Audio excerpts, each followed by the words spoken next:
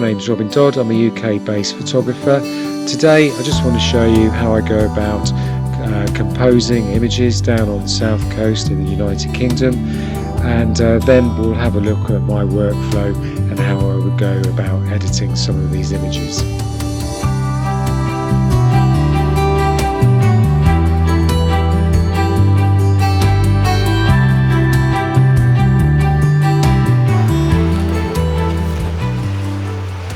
So the weather's just warmed up the last week. I've been down here for 2 weeks. We're down in Devon, near Start Point, and I've been staying at Dartmouth at a friend's place and just travelled around. We've had really varying weather, right away from sort of misty, foggy to wild winds and crashing waves, and then beautiful sunshine. So there's been a mixture of photography done. I've even had the infrared camera out and taken some images with that, but I won't show you those because they're more sort of like local street ones around Dartmouth town centre, which is a beautiful little place if you've never been there. And then we've had wild storms, really moody weather, and that's sort of like been really good for black and white photography. And then obviously weather like this, which has been good. And then I've done some astrophotography, so I did a wild camp down by the down on the coast, and there was the Milky Way was up just for 1 hour, and I'll show you one of those, but I'll probably do another edit to show you how I edit those images in another video.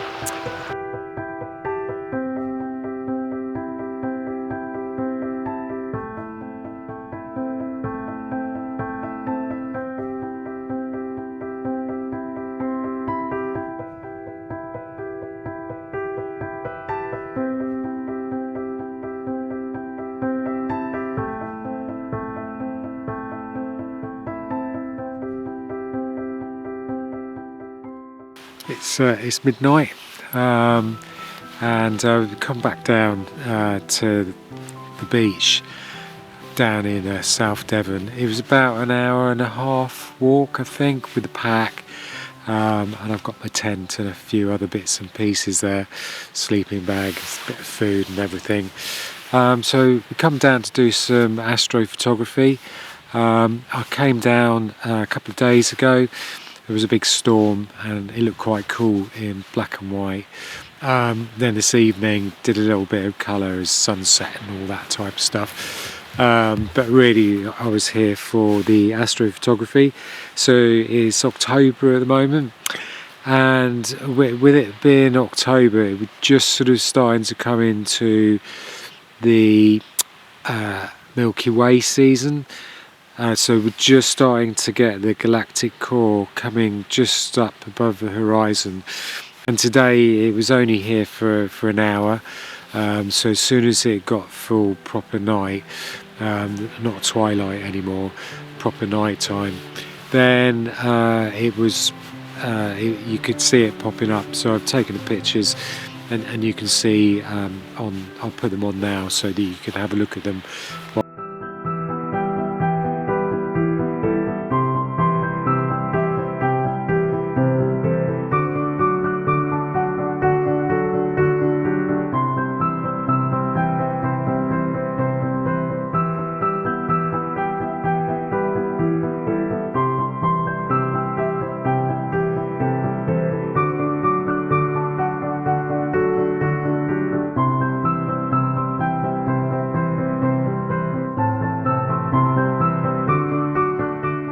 A lot of you have probably got Lightroom or something similar, Photoshop, Affinity Pro and that type of thing, or Affinity Photo, that type of software. I'm affiliated to Nik Collection, so what I'll be doing is showing you how I use that as well, incorporate it within my workflow for colour and black and white. That might be useful, and at the end you can get a discount on that if you're interested in using it. It's a 15%, I think it's 15% discount on that if you put the code in. I get a little proportion of that, so take it as you will. but I'm sure a lot of you who are interested in Nik Collection have seen it in the past. It's been around a number of years, but this is the most up-to-date version that I'm currently using, which is Nik Collection 8 and their Photolab 8, but I'll just be looking at the Nik Collection. Okay, so this was the morning, and this is just very quickly going to show you how I deal with some extremes taking the photographs at that time of the morning. So if you have a look here, there's got two images up in Lightroom, and the first one is pretty straightforward. It was shot just as before the sun was coming up. The picture looks a bit more muted here than it really was at the time. It's just due to the fact that I'm trying to get the full dynamic range. Hence the sky looks a little bit more blown out than it was to the human eye. But I wanted to get rid of the waves in the water, so try and make that a bit more ethereal look. So if you have a look here, we zoom in, you can see that I've managed to obtain that and still get the sharp features of the rocks. And this is taken at 100 ISO, you can see over here at the right, and it was a 30-second exposure, and that's really the essence of it. I think I might have even used a neutral density filter at the time, which would have probably been maybe a 10-stop neutral density filter to get it down to that, because we're almost facing into the sun just before it comes up.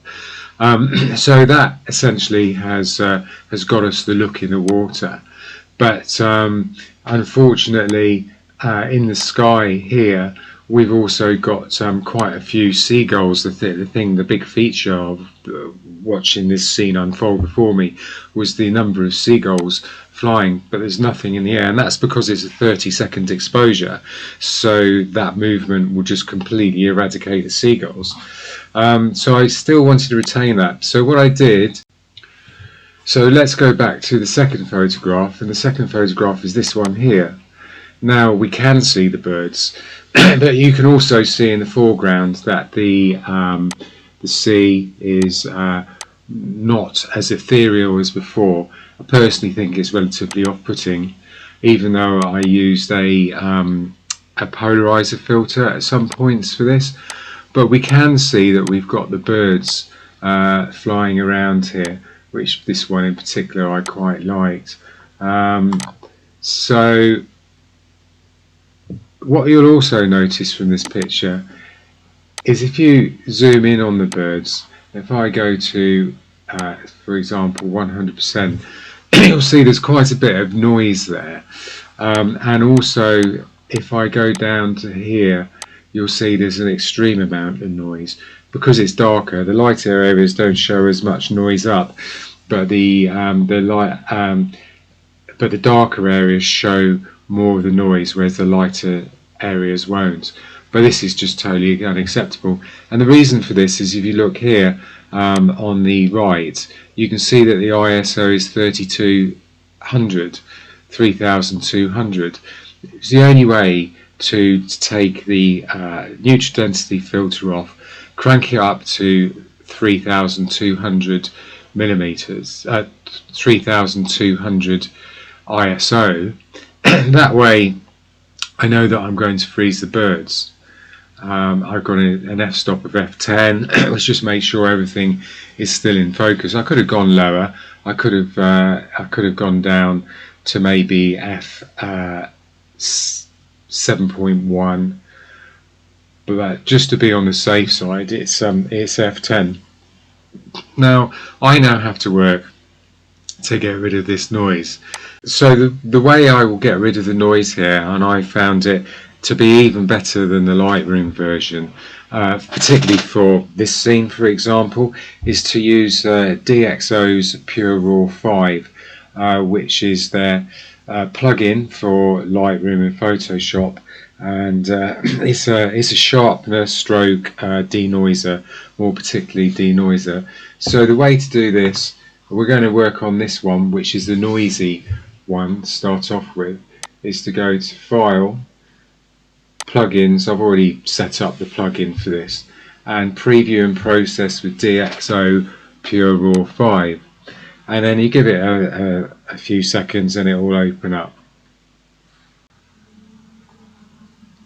Okay, so there it is, it's open, and it gives us a number of options down here.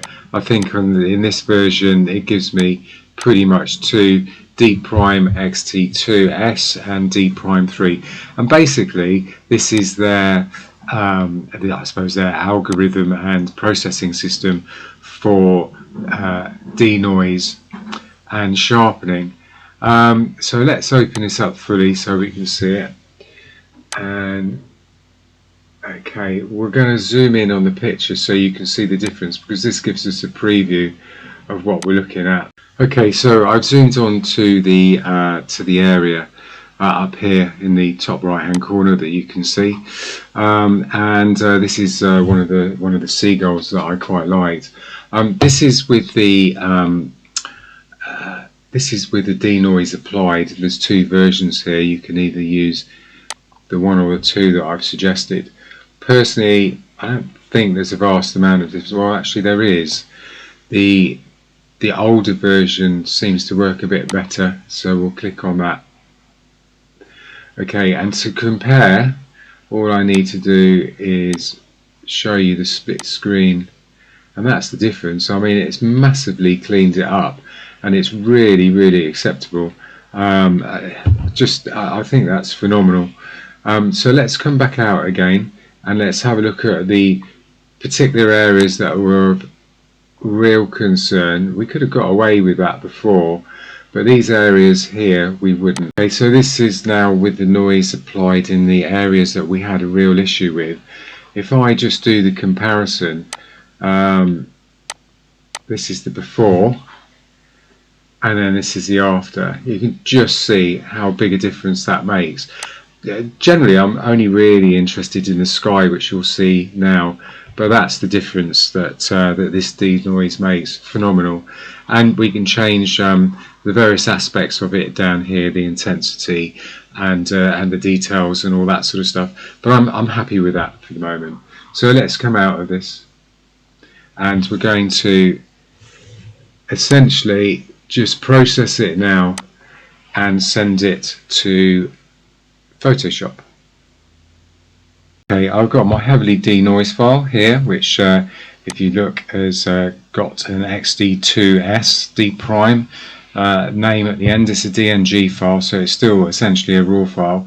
And now I'm going to put this one, which is the background one, and the foreground one, I'm going to right click and edit in Photoshop as layers, so they'll be stacked together. Okay, now they're in Photoshop as layers.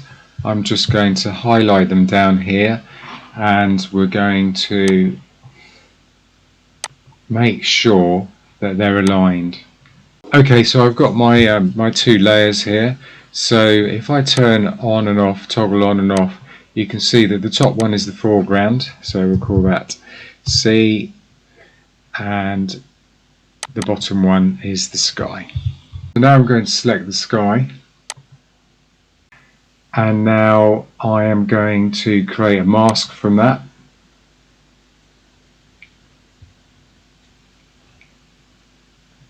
And then invert the mask. Now this way we can see that we now have the birds as I wanted, and then the sea with the ethereal foreground, and they're all in really good shape, and look at that, no noise whatsoever in any of the images. The edges look nice and crisp. It's just what we wanted. So now what we're going to do is these two images here we're going to compile into one. So Control Alt Shift E for a Mac, sorry, not for a Mac, for a PC. That creates my new layer, which is an amalgamation of the two that we've just done before. And now I am going to put this into Nik 8 Color EFX.